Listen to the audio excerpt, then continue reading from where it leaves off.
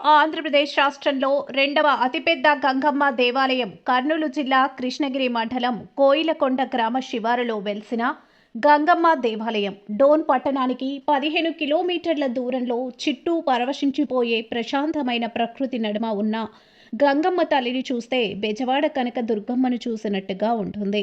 అదే ముక్కుపుడక, అదే ప్రసన్న వదనం.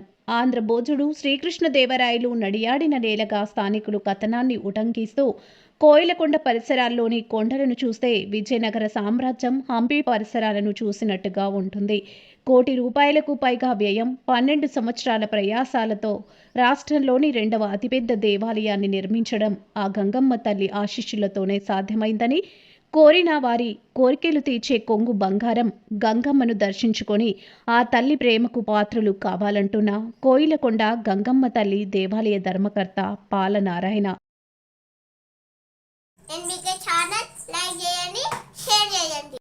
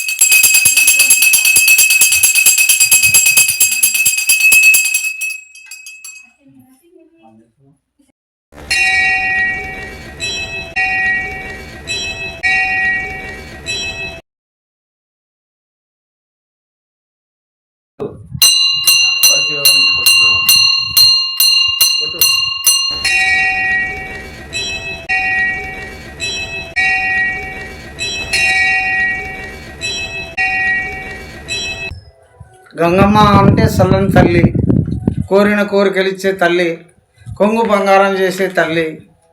ఆ తల్లి ఏదైనా కోరుకుంటే బోర్లు నీళ్లు కావచ్చు, ఇలా పుత్ర సంతానం కావచ్చు, ధనం కావచ్చు, ధనహీనుడు ధనవంతుడు కావచ్చు, ఇలాగా అమ్మవారు కోరికలు తీర్చే మా కోయిలకొండ గంగమ్మ తల్లి. ఇక్కడ 12 సంవత్సరాలు కష్టపడి నేను, నా భార్య, నా పిల్లలు, నా తమ్ముడు అందరం దీనికి పడి కష్టపడి కట్టించిన గుడి ఇది. 12 సంవత్సరాలుగా నిరంతర సేవలో కొనసాగే అతి కష్టం మీద చేసిన గుడి గంగమ్మ తల్లి ఇది.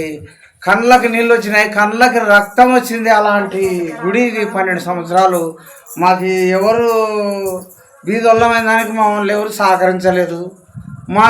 మా కష్టం మేమే చేసుకున్నాం, మా చేర్లు మేమే పండించుకున్నాం, ఆయమ్మకు పెట్టినాం.